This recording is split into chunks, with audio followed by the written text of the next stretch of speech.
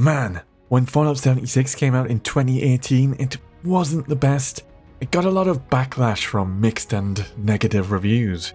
But like a cockroach surviving the nuclear apocalypse, Fallout 76 survived the nukes of negative reviews and even gradually worked its way up to a mostly positive review on Steam after lots of updates. Now that's what I'm talking about!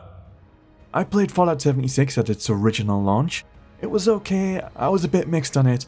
To an extent I enjoyed the looting and exploring the post-apocalyptic environments. Then with everything I scavenged, I built my own house in a small town with friends on a golf course. A perfect place with flat open land for building.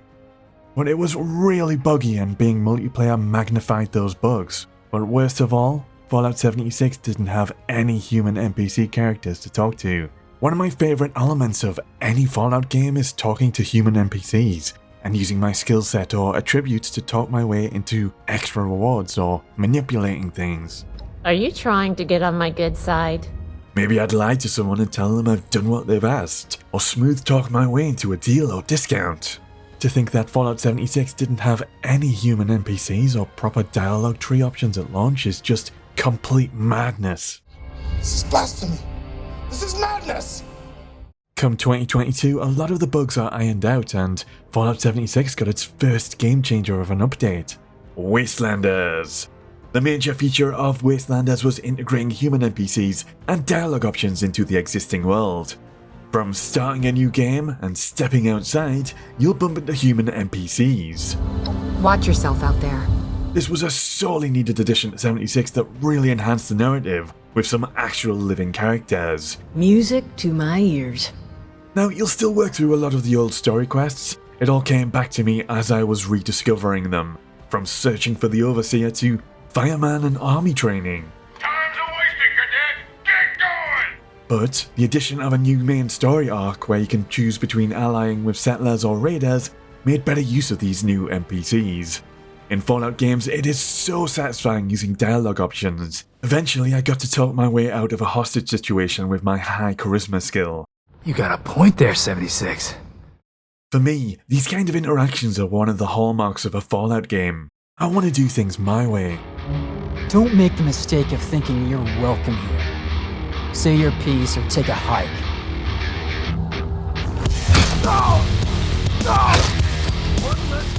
Quickie, trying to grow the channel, cover lots of RPGs, and if you consider subscribing or liking the video, it would be a huge help. Thank you. Ah, what a magnificent place this once was. Now, the next two major updates, Steel Dawn and Steel Rain, they added the badass Brotherhood of Steel faction. The Brotherhood set up their own home base with, in my opinion, a pretty solid storyline to work through.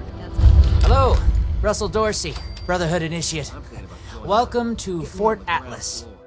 So, with the previous update I was just talking about, Wastelanders, that mainly added in NPCs to the existing story as more of an afterthought.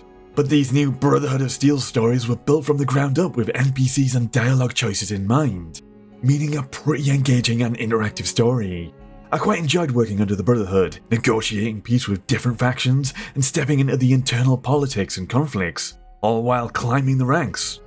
And these Brotherhood of Steel quests are filled with so many new opportunities to manipulate and smooth talk your way around people. If, like me, you had been disappointed with that original launch experience, this marked a pretty good point to return to the Wasteland. Country roads, take me home. But updates did not stop there, with a mix of new content rolling in over the years, including returning to the pit from Fallout 3. So yeah, I returned to Fallout 76 recently, alongside the boom of new and returning players across the Fallout series after the success of the TV series. I've completely started over, and I've been slowly building up my home and badass power armor, and I'm ready to do it all again. So, wanna help me out again?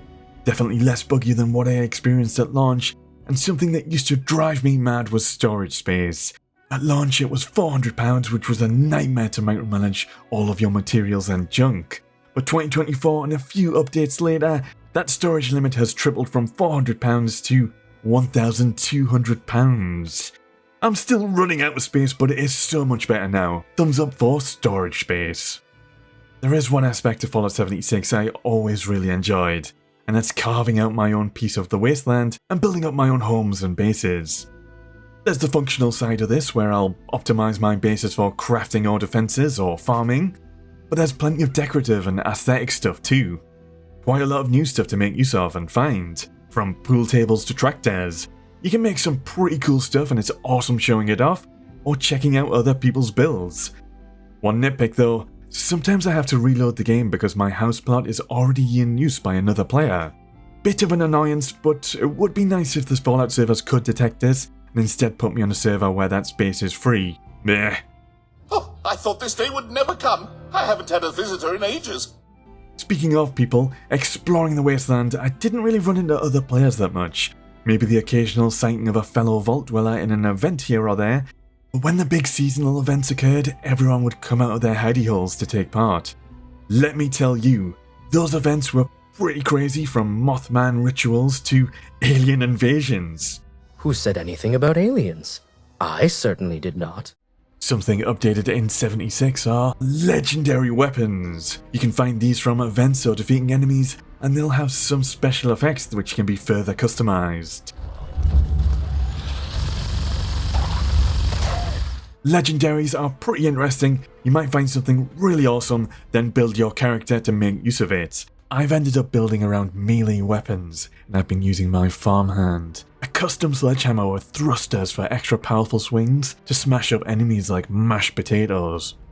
Pretty satisfying, but being an always online game, getting hits to register can sometimes be a bit hit and miss.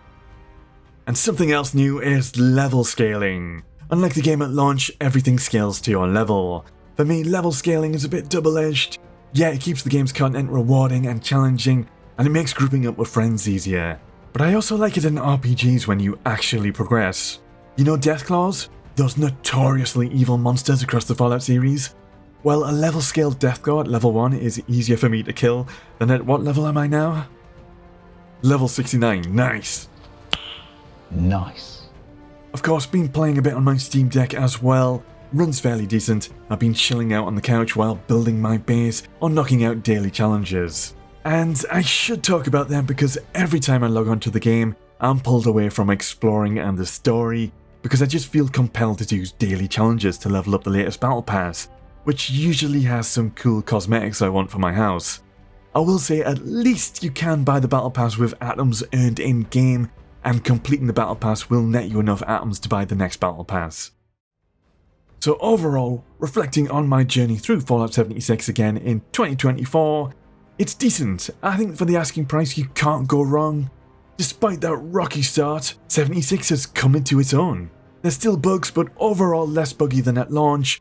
Really thankful for the return of NPCs and dialogue options.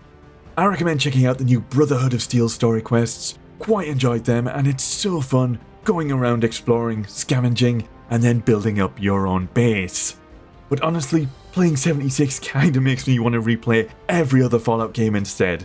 I think the previous games do the Fallout formula better, but the unique selling point of 76 is the multiplayer. So if you're gonna play, round up a few friends if you can. Peace for now.